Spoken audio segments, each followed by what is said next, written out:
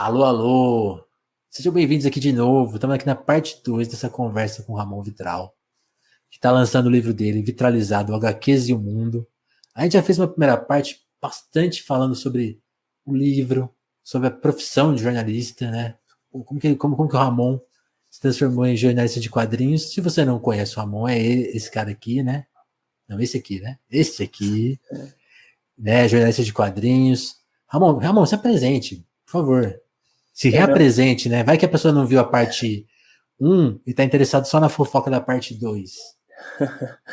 Bem, meu nome é Ramon Vitral, eu sou jornalista, escrevo principalmente sobre histórias em quadrinhos, eu edito o blog Vitralizado desde 2012 e agora está saindo o livro Vitralizado, HQs e o Mundo, que é uma coletânea de reportagens, entrevistas, análises.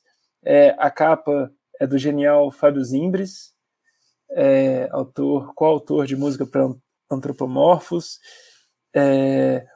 As orelhas são assinadas por Rogério de Campos, da editora Veneta, e Douglas Utescher, editor e um dos sócios da Ugra Press.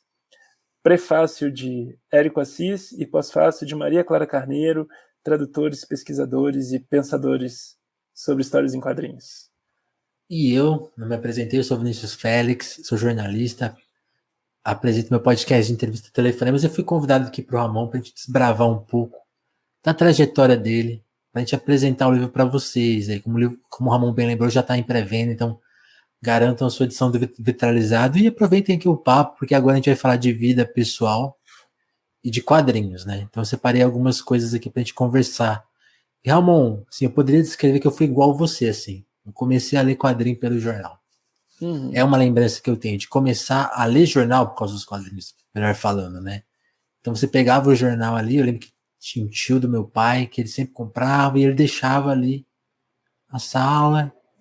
E era meu contato com o jornal, assim, fim de semana, você ia lá, tinha aquela pilha, às vezes acumulado do dia da semana, que ficava ali. E você ia buscar a parte de quadrinhos, da Folha especialmente, que era a parte mais autoral, mais brasileira. Eu até lembro que em outros jornais também tinha quadrinhos, lembro do Estadão, assim, alguma coisa, de pegar, às vezes em jornal local, e tinha muita aquela coisa mais que o cara compra, né? Recruta É, Zero, é, Calvin. E na Folha tinha lá Laerte, o Glauco, o Angeli, o Adão, né? Tipo assim. E aí você, pelo traço, pô, isso aqui é meio infantil, eu posso ler. O cara tá falando de droga, o cara tá falando de coisas pesadas, pô, isso aqui tá falando de sexo. E, tipo, e aí você começava a ler o jornal, porque, tipo assim, pô, gostei de tudo isso aqui. Aí, sei lá, o que o Zé Simão escreveu logo aqui em cima? Você começava a ler, total. e aí, tipo, você ia pra capa, e foi aumentando essa leitura muito a partir da experiência dos quadrinhos. Como que isso te influenciou? Assim, tipo assim, porque você fez essa trajetória. Você começou a querer ser jornalista a partir dali, de ler jornal, ou foi o inverso? Você já se interessava por jornalismo e os quadrinhos estavam ali, eram uma primeira, uma porta de entrada, assim. Qual que é? Quem é o culpado? Não, eu acho que a nossa trajetória é muito parecida, assim, total, né? De, de pegar De a se interessar pelo Ilustrada. jornalismo pelo jornal, né? Não pelo do que a gente vai falar. Isso era depois. De pegar o jornal, a primeira coisa que eu abria era a última página da Ilustrada, e ia lá, lia os quadrinhos, e depois era isso, descobri o José Simão em cima, aí você ia lá, começava a ler umas matérias, aí você ia lá e pegava outro caderno, e aí na informática da Folha, a Laerte de vez em quando tinha uma tira, aí tinha a Folhetim, que sempre tinha Laerte e Angeli, tinha a Folhinha, que também tinha Laerte, Angeli, tinha os escrotinhos, enfim, coisas incríveis. E eu acho assim, a sua pergunta é muito, tipo, da minha relação com o quadrinho, né? E aí você tava falando, cara, uma coisa que eu escrevo na apresentação do livro é que eu não lembro, quadrinhos sempre estiveram presentes na minha vida, sabe? É, é uma coisa meio assim, você não pergunta para Você uma não tem a pessoa, jornada do herói. Não, eu li o primeiro quadrinho do meu pai. não, você não pergunta para uma pessoa, tipo, porra, você lembra quando você começou a gostar de música? Cara, música é um negócio que tá na vida das pessoas e tipo, porra, desde pequeno você ouve música e tipo, não teve a primeira música que eu ouvi. É E, difícil. e claro que você tem que aprender a ler, e por isso você às vezes pode lembrar do primeiro livro que você leu, do primeiro quadrinho que você leu, mas assim, desde que eu comecei a ler, quadrinhos sempre estiveram presentes na minha vida. E seja pelas tiras, seja um Menino Maluquinho, mas enfim, os jornais, cara, foram fundamentais, assim, nesse fomento, assim, de o que eu acabaria me tornando, do que eu sou profissionalmente, né? Saquei. De ler as tiras e de também porra, e banca, né, cara? É, Você frequentava? Porque nossa, muito, isso é uma cara. lembrança que eu tenho de ir na banca mesmo, assim, e meio que, tipo, ver qual é, sabe? Tipo, tinha as coisas que eu comprava. E, aliás, assim, coisas é um plural meio sacana, porque era coisa. Você tinha dinheiro pra comprar uma coisa. É, E era, sei lá, R$ 10 pra comprar uma revista, 5. Era tipo assim. é, Hoje é uma coisa que, sei lá, uma revista deve estar R$ 20, R$ 25, uma revista legal. E até mais, né? E quase não tem também. Enfim. por Como que era o exemplo, seu hábito de ir na banca? porque meus pais sempre assinaram Folha e o Globo. E em Juiz de Fora não tinha Estadão, né? Então era Folha e o Globo e não comprava jornal, com exceção do jornal de Juiz de Fora, que aí comprava na banca, não assinava, era Folha e o Globo. E, Por e, isso que você e virou na... flamenguista, né? Ficava lendo o Jornal do Rio. Não, todo mundo em Juiz de Fora é flamenguista. Chama Isso é os uma coisa que eu apurei, botafoguenses. isso aí é verdade. Mas todo mundo em Juiz de Fora torce para times do Rio, quer dizer, a maioria é flamenguista, como sempre, mas tem um ou outro botafoguense, vascaíno, tricolor. Enfim, eu não vou começar a falar sobre o Flamengo aqui, senão eu perco o controle. É que eu fiquei em choque. No livro tem uma menção lá ao Flamengo. Eu falei, que é isso? Pra que isso? Mas Mas enfim, esquece, deixa o futebol. é, cara, porra, banca é fundamental, né? Tipo, e a gente viveu nesse momento que banca, sei lá, e comprar a Turma da Mônica na banca, e eu também gostava da Ilustrada, da Folha, eu acabei indo ler as coisas de esporte, e aí eu comprava placar, e aí comprava o lance, sabe? E, e sempre comprei muitas essas coisas de esporte, e também tinha Herói, né, cara, que era muito barata, e aí, assim, tinha os quadrinhos da Abril ainda, mas quadrinho de super-herói nunca foi o meu lance, sabe? Porque era chato, cara. Eu não, tipo, você ia comprar uma edição de quadrinho de super-herói que, sei lá, uma saga dos X-Men, X-Men 91, que tava contando um negócio que começou há 6 anos, sabe? Então, assim, eu comprava muito edição especial, umas séries, e Sim. mesmo assim, né, tinha muita referência que você não pega, porque são anos e anos de cronologia. E não tinha Então, internet na mão ali, né? é, é, Pra você ler um resumo, sei lá. Por exemplo, quando eu comecei a gostar de quadrinho, eu lembro que tava aquela saga terrível do Homem-Aranha dos Clones. E aí, tipo, eu lembro de conseguir comprar a primeira, mas aí, sei lá, você perdia uma, aí você não achava mais. E aí, tipo. E fora que era. Lembra que era meio papel jornal. é, é, eu nunca fui Mas assim, claro que eu tenho muita bagagem de quadrinho de super-herói. Eu sei, eu li, eu acho que as principais você sabe quem obras inventou o Batman. clássicas. Sei. Mas não, nunca foi o meu lance, sabe? Tipo, eu sempre gostei muito mais de ler os jornais, assim, Deixa eu aproveitar. e quando a Conrad chega, que é meio que a coisa começa a acontecer para mim, como a minha formação como leitor mesmo de quadrinho. Enfim. Eu queria aproveitar esse papo, porque eu até anotei essa pergunta, né? A gente falou no primeiro, na parte A da conversa muito sobre o que o Érico escreveu sobre você. E essa anotação dele eu acho muito legal, porque ele te define, né? Como você sendo um cara que escapa do leitor de quadrinho tradicional, né? Eu, eu, Uhum. eu gosto muito de imaginar isso. Assim, se eu for na rua agora, para a primeira pessoa e falar assim, como que você imagina um jornalista de quadrinho? Fora as pessoas que vão me bater, eu falo, você tá maluco? Quem parar para responder vai falar assim, pô, acho que é um cara que, sei lá, gosta de Homem-Aranha, gosta de Batman, cresceu lendo Turma da Mônica e gosta de quadrinhos, de colecionar, herói, Marvel e DC. E você não é esse cara. Embora você, imagino que você, né, até coloquei essa pergunta na pauta, né? Marvel e DC, qual que é o seu favorito, Ramon? Assim, eu acho tudo igual.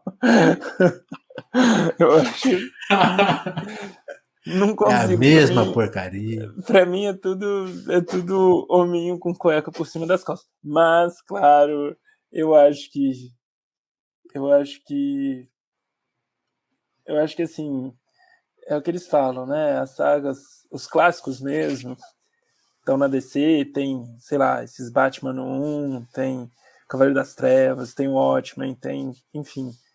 Mas a Marvel sempre soou mais conectada com o mundo, né? De tipo, sempre dialogou mais com, sei lá, de alguma forma tá falando de problemas reais. Mas é isso, claro, sempre muito superficial, porque, cara, super-herói é pra criança, né? É tipo, é pra criança e adulto muito nostálgico.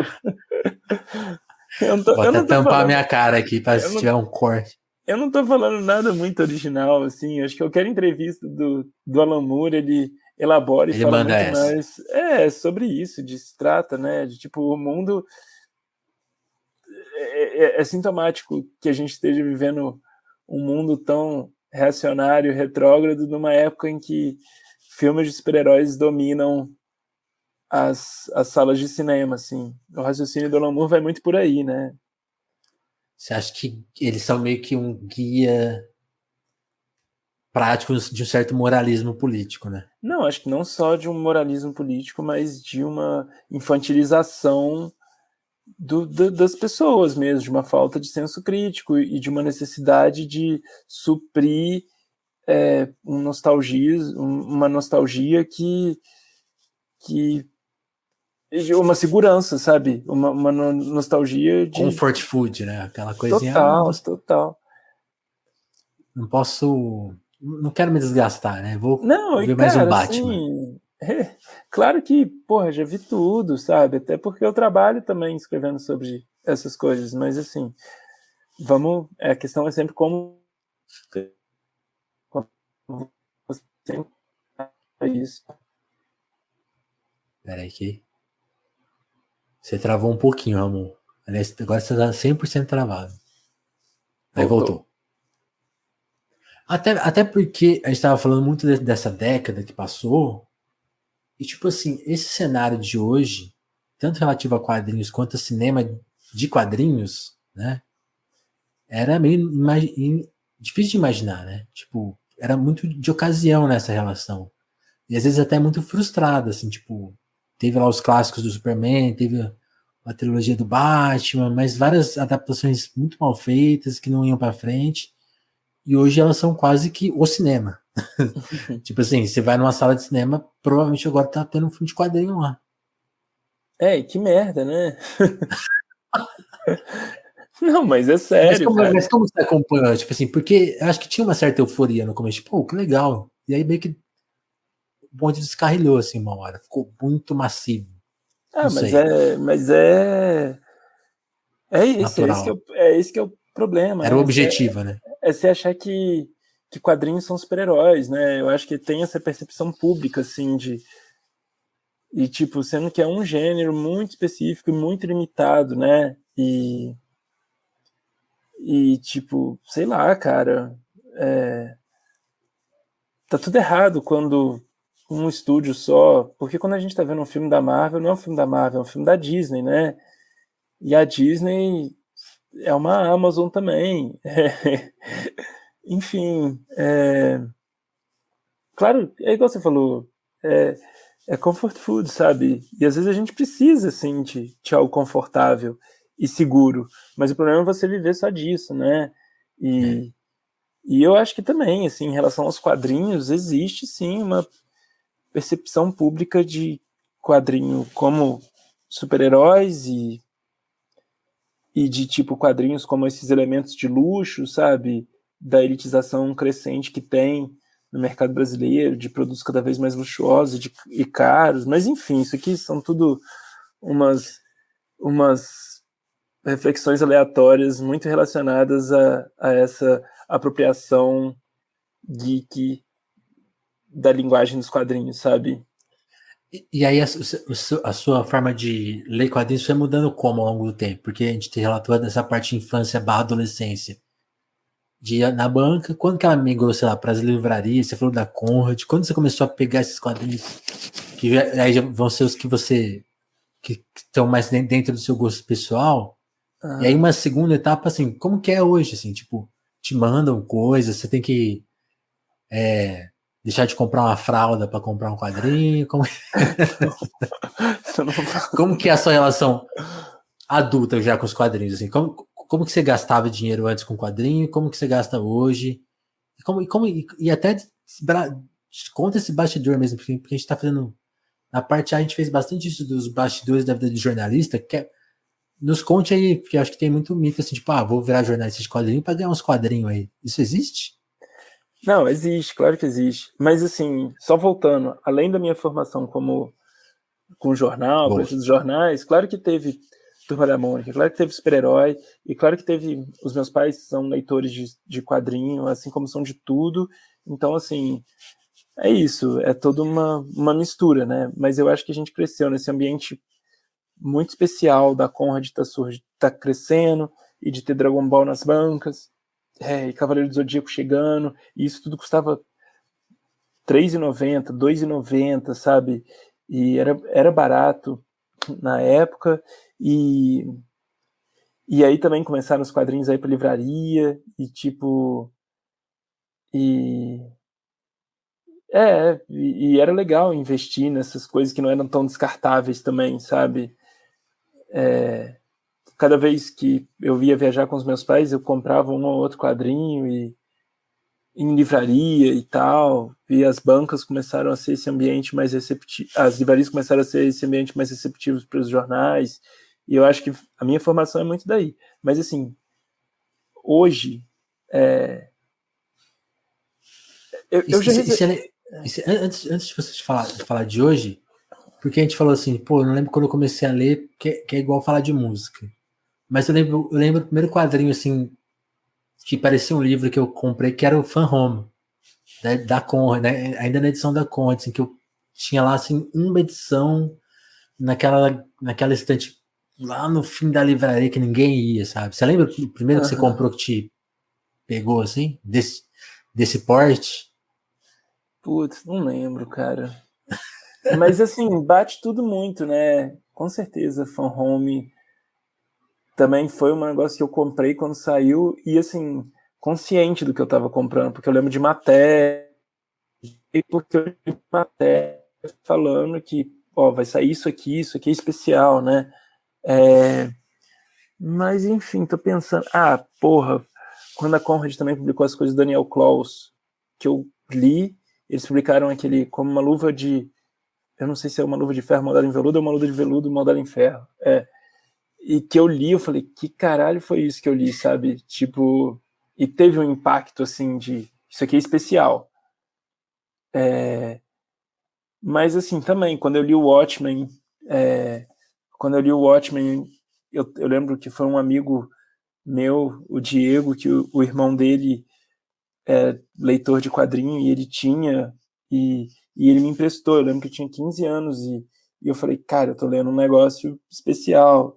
E V de Vingança, que eu também li a primeira vez com as edições da Via Lettera, que eu também falei, caralho, o que é isso, sabe? E aí eu lembro da Conrad de ler o Gen Pé Descalços, que foi um dos primeiros mangás publicados como livro aqui, que eu também falei, uou, isso aqui é diferente. Enfim, tiveram vários, assim, que eu tinha consciência de que eu estava lendo algo especial. Queria te mostrar uns aqui, ó. Você chegou a ler, tipo, sei lá, tem esse, né, ó, edição Black da Conrad. Tem aqui, ó, Buda também, bem, uma super coleção da Conrad. Da Conrad. O Black Hole também, assim, que é tipo, também foi um negócio que eu falei, Esse aqui estão mais na mão, mas ó, também aqui, ó. Olha ele, olha ele, olha ele. Mas o Black Hole, ele também foi eu nessa mesma, eu não sei se na mesma época, mas é da mesma leva da Conrad, de estar publicando esses quadrinho indie americano do começo dos anos 2000 e dessa geração que tem o Charles Burns, o Daniel Clowes e outros, e o Charles Burns foi um negócio meio assim, sei lá, tava falando de adolescente, eu era adolescente, e, tipo, aquilo ali era, bateu, sabe, pra mim era uma coisa assim, eu ficava imaginando, pra mim ler o Charles Burns naquele contexto ali, quando tava saindo o Black Hole, eu fiquei imaginando que devia ser pra um cara no começo dos anos 90 tá ouvindo Nirvana pela primeira vez, sabe, e, e o Charles Burns foi um cara que eu entrevistei, e essa entrevista tá no livro, e foi, eu acho que é uma dos meus feitos profissionais assim mais especiais foi ter entrevistado o Charles Burns, cara, e foi por telefone, e assim, esse eu tava nervoso, sabe, de tipo, caralho, Charles Burns, É o assim, Kurt Cobain do quadrinho. e é um cara assim, super introspectivo, sério, você olha as fotos dele, tudo sério, e enfim, mas foi demais, e, e essa foi especial, porque também representou algo para mim, porque Black Hole teve um impacto assim de uou, isso aqui é diferente, sabe? Tipo, não era mais eu tá recebendo toda a formação assim que vinha dos meus pais ou esse conhecimento coletivo de super-herói, do que é clássico, do que não é, que era fácil você descobrir. Era um Aham. negócio, era um negócio meu, de eu estar descobrindo e tipo eu estar tendo acesso àquilo e falando, caralho, isso aqui é diferente, sabe? É um momento especial, né? Quando a pesquisa, quando o que você acha é tipo, é 100% sua responsabilidade, né? Você cresci. Total. É, isso é meu. E agora eu queria te permitir, né, um momento palestrinha, que era você falar justamente, tipo, e aí Mas relaciona. voltando, Ah, Vinícius, você estava falando não, do fica à hoje, de vontade. receber coisa. É verdade. Não respondemos essa. Não, assim, hoje já teve uma época que eu recebia muito de muitas editoras, sabe? E assim, eu perdi o controle. E eu comecei a pedir para, tipo, para algumas não mandem, porque assim, principalmente independente, artista independente, sabe?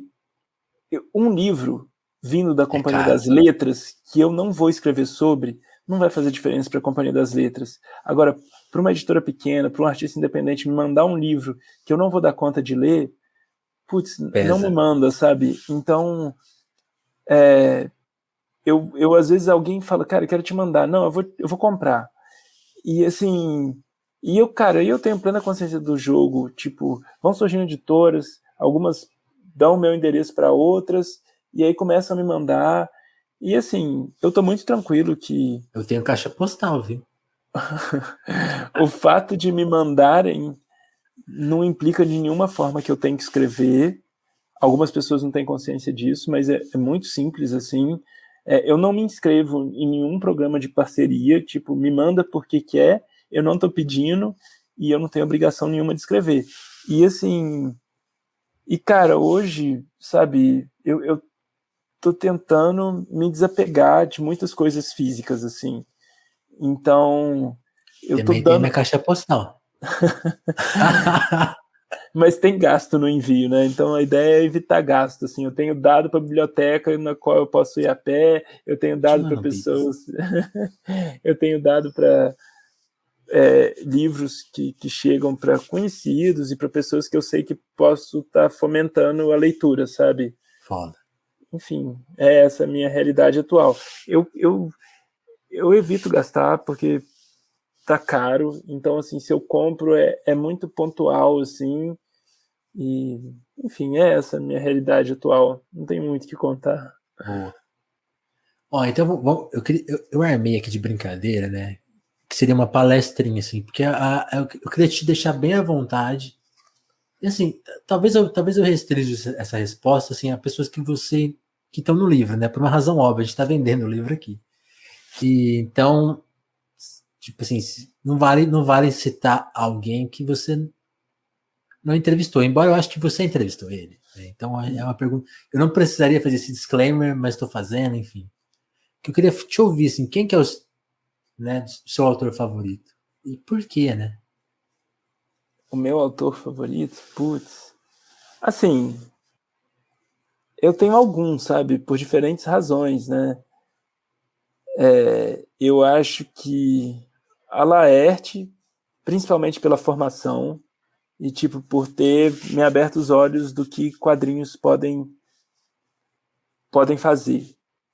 Eu acho que o Chris Ware, que eu já citei, por ter pego muito dessa abertura que a Laerte me deu, me mostrado até onde isso pode ir. Para mim, é o cara que melhor explora a linguagem dos quadrinhos. E agora,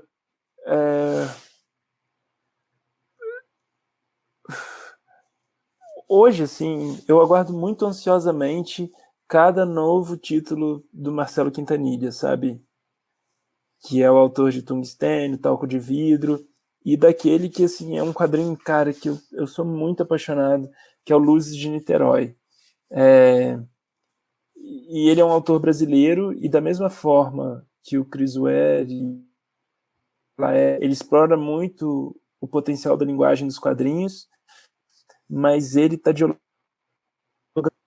dialogando com a realidade brasileira, enfim, tem todo um pacote ali que me interessa muito, mas assim, putz, cara, eu posso falar tanta gente, eu posso falar do Fábio Zimbres, que faz a capa do livro, que Música para Antropomorfos é um quadrinho que me impactou muito, e todos os trabalhos pequenininhos e independentes dos Zimbres, e eu posso falar do Chico, que também me impressiona muito, e eu posso falar de, sei lá, muitos autores independentes que me surpreendem a cada novo trabalho, sabe? O Diego Gerlach, que é alguém que eu admiro muito também. Eu falei do Chico, né? Falou. Enfim, cara, tem a Emil Ferris, que lançou um livro aqui no Brasil e também está no livro, a minha entrevista com ela, e que é uma autora de um livro só, basicamente, assim, e Qual que que é? a minha coisa favorita é Monstro, e que é brilhante, assim. Esse ano também saiu aqui no Brasil o trabalho da Julie Doucet, que é uma artista canadense que passou anos sem fazer quadrinho, e também tem um texto sobre ela, tem uma entrevista com ela no livro, e que é uma pessoa brilhante, assim, na forma como pensa quadrinho e a vida, e como ela apresenta as experiências pessoais dela em quadrinhos autobiográficos. Eu estou olhando a minha estante aqui para ver. Você tá roubando, não vale. Enfim. Cara, tudo do Alan Moore, né? Que também foi um cara que, nossa, mexeu muito com a cabeça, assim, quando eu era mais novo, e segue mexendo até hoje, quando eu leio as coisas dele. Enfim, são alguns. Mas assim, se você falasse, eu não vou falar, mas esses três eu ficaria: Laerte, Chris Ware e hoje o Marcelo Quintanilha. São Legal. caras que mexem muito, que me deixam muito ansioso por cada. Pessoas que me deixam muito ansioso por cada novo trabalho deles e dela. Sim. Não, a Laerte é os Beatles do bagulho, né? Fez de É, tudo, é muito extenso, né? total. Enfim, Tem várias fases e várias fases, estilos. É. E tem uma coisa, né, que eu acho assim, que é bonito, tipo assim, que vai da experimentação a desenhar, sei lá, um telefone igual um telefone, sabe? Sabe? Aquelas coisas bem do. Não, tem da coisa mais experimental até a piada mais besta, o trocadilho mais infame, né? Sim, procurem o Laerte Batman, tem aquela do Batman que é bem forte. Ainda nessa coisa de preferido, né? Aí teria que falar. Porque eu acho. Essa é menos sacana porque você chega a tocar de meio de passagem sobre esse tema no livro, né? Qual que seria a sua história favorita? A minha história. Então, eu confesso que, assim, eu me apego um pouco à história, sabe? Porque, porque uma história você conta em qualquer linguagem, né? Você pode contar uma história com balé, com música, Não, com coisa. talvez eu tenha formulado mal. Qual que é o seu quadrinho favorito, né? É, eu acho que. É difícil, assim. Pode citar Buscaria. 3.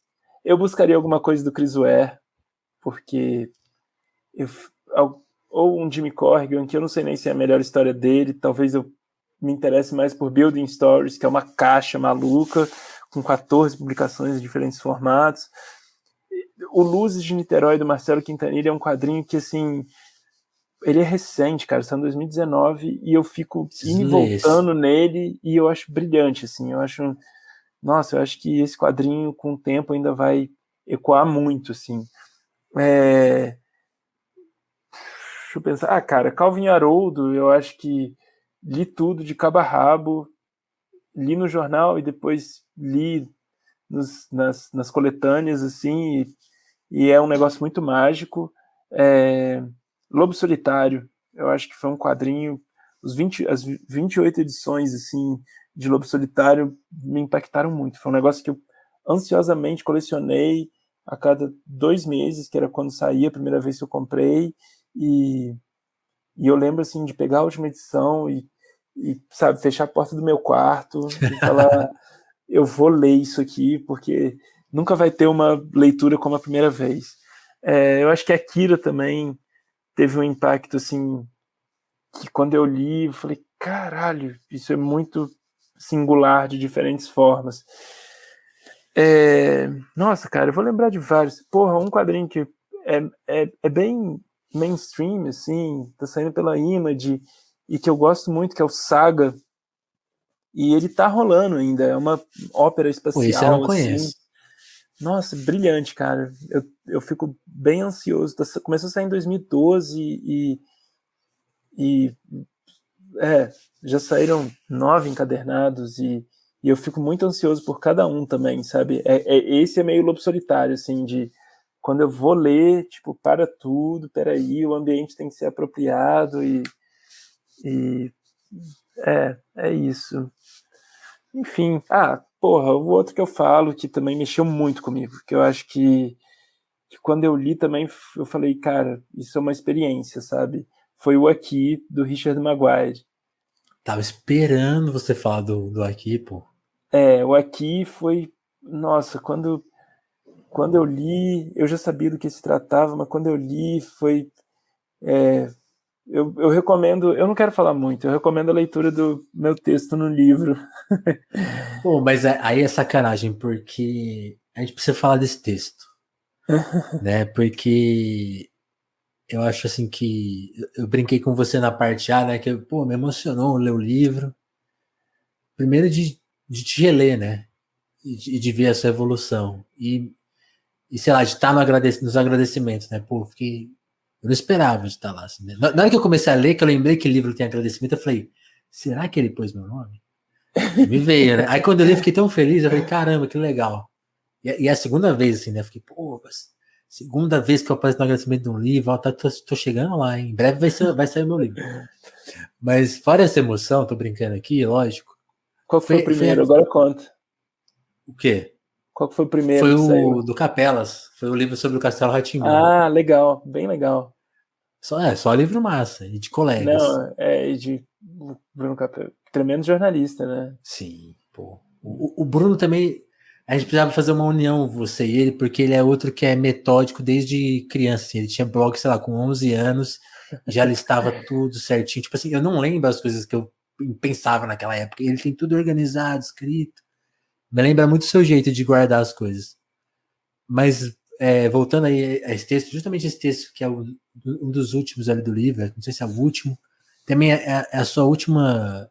Seu último texto na Sarjeta, né? Que é a coluna que você teve por 2 anos ali no Itaú Cultural, né? No site do Itaú.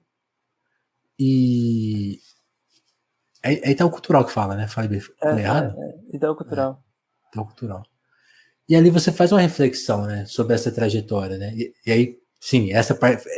tô falando de emoção, foi a parte que me emocionou, porque é um resgate seu, passando pelas obras que você leu, para tentar concluir alguma coisa, né? Ali você estava concluindo de fato uma coluna, mas também no livro ele funciona como uma conclusão de um período, né? De, pô, o que significa o que eu estou fazendo, as coisas que eu li, como eu recomendo uma coisa, né? Tipo, e aí você encontrar no here, né, no aqui, esse diálogo com o que você faz, e é muito legal porque tem ali um momento bonito, né? Tipo, você lembra de uma citação e fala pro autor, né? Pô, o autor fala, pô, pensa nessa frase o tempo todo. E é uma Aham. frase sobre o tempo, né? Sobre É, essa. Eu queria que você contasse essa história pra gente encerrar esse papo, porque você não quer dar spoiler, mas, pô, vamos dar um spoiler. Já tá na internet esse texto. que é aqueles. não, claro, claro. Mas Não, fala um pouco desse texto, porque eu acho que ali você. E foi um texto assim, só para adicionar mais um contexto, né?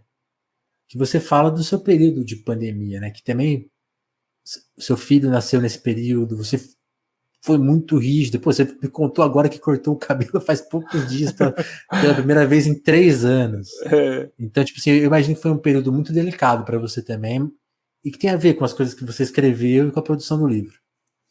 Bora, agora é a sua total. vez. Não, peraí, eu não sei nem o que eu vou falar, mas com certeza, assim, eu acho que o fim dessa coluna no Itaú Cultural que eu publiquei durante 2 anos e que batia já com o início da produção do livro e que também casa um pouco com o nascimento do Martim, do meu filho, foi sim todo um combo emocional, né? e que aconteceu durante a pandemia e deu parar para refletir por que eu estou fazendo isso, por que eu gosto de fazer isso e por que isso faz sentido no meu mundo hoje, né? E por que isso me interessa, por que eu me interesso em escrever sobre isso. E eu pensei muito, claro que eu amo a relação de qualquer obra de arte com o mundo, né? De como que ela se faz presente ou não se faz e relevante, até nisso se fazendo de alguma forma singular. Mas essa relação da passagem do tempo no aqui, porque o aqui, para quem não sabe, ele é centrado em um único ponto ao longo de suas centenas de páginas, né? E, e, e vai assim de milhares de anos no passado para um futuro muito distante e e E aí às vezes ele não revela o todo do quadro, né? Ele põe só um fragmento.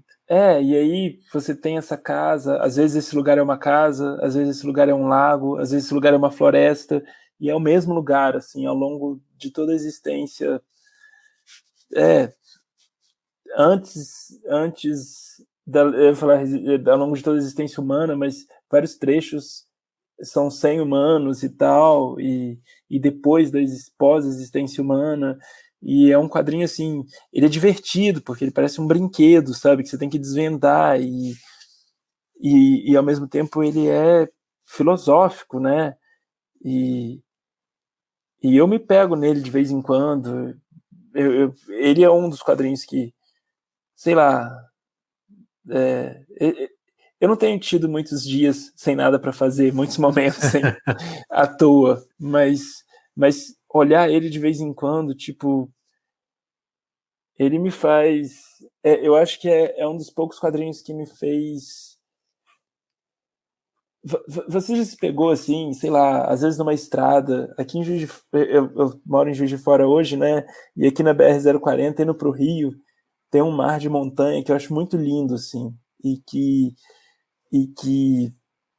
as nuvens em cima dele, as montanhas que você vê até a serra, aquilo ali, de alguma forma, me dá uma noção da nossa pequenez e da grandiosidade da existência. Não, Sendo bem total. piega, Assim, sabe? não, E, e, você me e, perguntou se eu sinto isso, assim, toda. Você falou de Minas, a gente tem um. A minha namorada tem parentes em Minas, né? Então a gente costuma muito ir para Uberlândia, né? e a volta você faz ali, você passa pelo rio nessa época, na fronteira do estado e tal.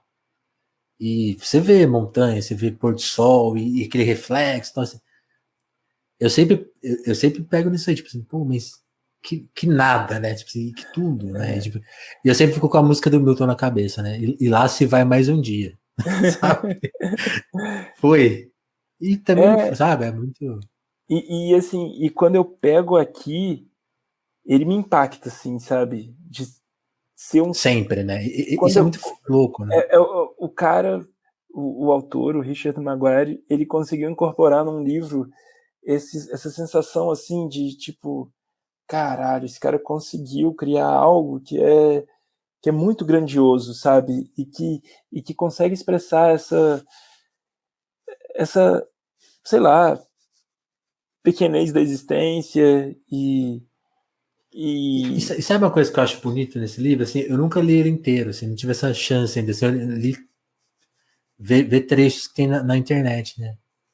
Mas eu fico pensando, uma coisa que eu fico pensando dele é tipo assim, ele usou uma coisa muito habitual dos quadrinhos, que é assim, tive uma sacada, vou esgotar a sacada. E tem sacadas que duram três tiras, sei lá, ou uma série. Depois o cara se cansa. E sabe, ele fez tudo, sabe? Ele foi até lá e é, funciona, sabe?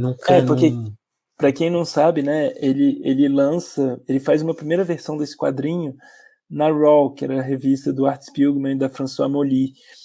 Isso no fim dos anos 80, começo dos anos 90, não tenho certeza. Mas 6 páginas.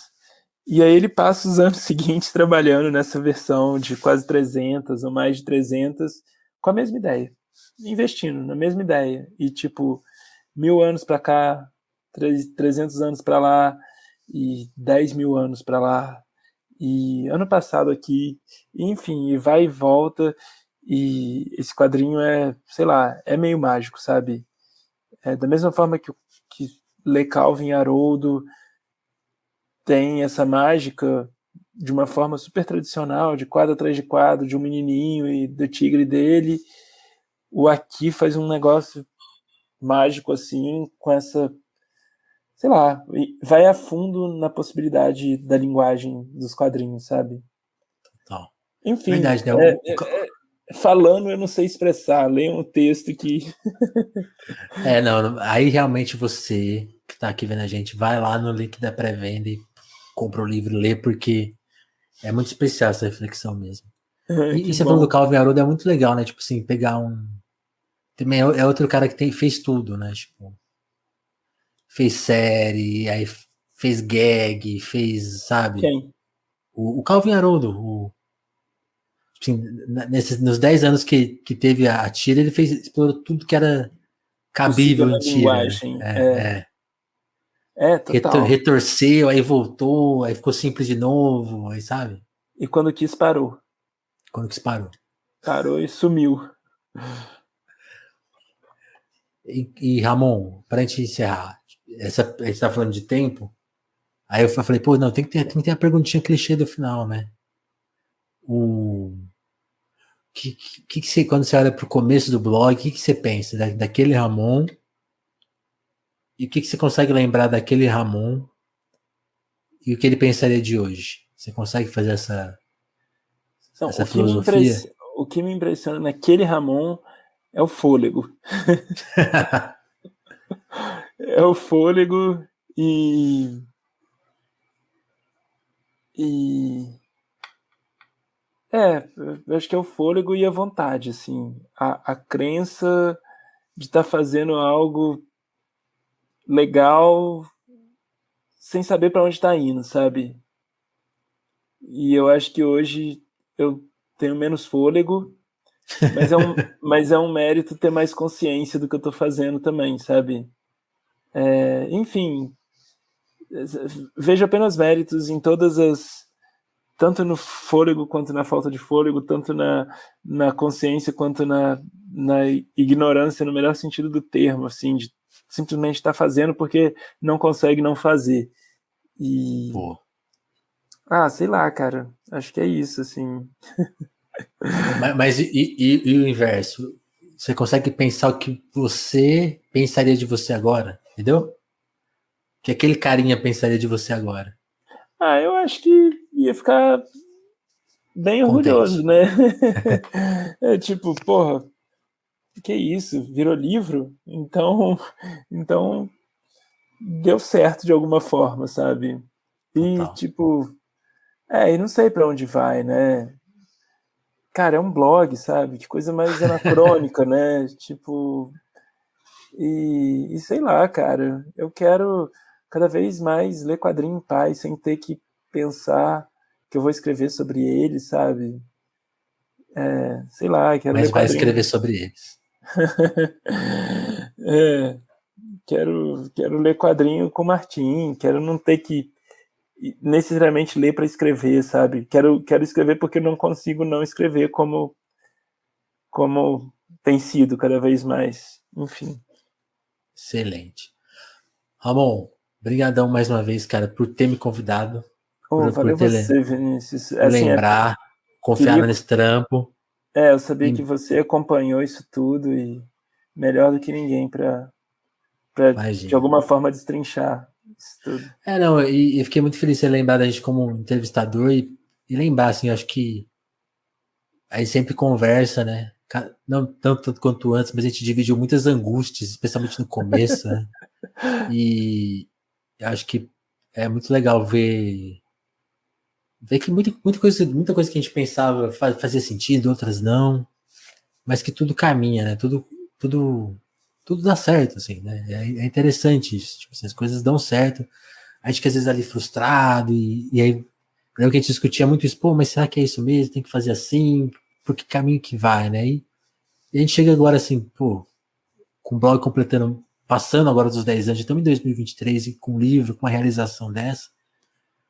É o que você falou, a palavra é orgulho e tipo assim, tá aí, né? E assim, acho que tem uma coisa que você falou muito legal nessa conversa, não sei se foi na parte A ou na parte B, que tipo assim, tem uma coisa certa que eu sempre soube que eu tinha que fazer, e hoje eu tenho cada vez mais consciência dela, né? Continuo fazendo. Então acho que é por aí, né? É por aí. Muito obrigado, cara. Pô, valeu, Vinícius. Obrigadão, cara. Fico Ó, feliz dessa conversa. valeu. E você que acompanhou a gente, compre o livro do Ramon, né? Cola lá no blog, vê lá. Eu posso que a essa altura ele vai estar fazendo outras divulgações, vai estar falando pra caramba do livro. E o link tá na pré-venda, então você garante a sua edição aí, tá? E pelo que eu sei, não vai estar caro, não, vai estar baratinho, tá? Então faz essa para ele garantir o quê? A fralda do Martin, né? E é isso aí, gente. Valeu, Obrigadão. Ramon, Vinícius. valeu mais uma vez. Até. Falou, tchau.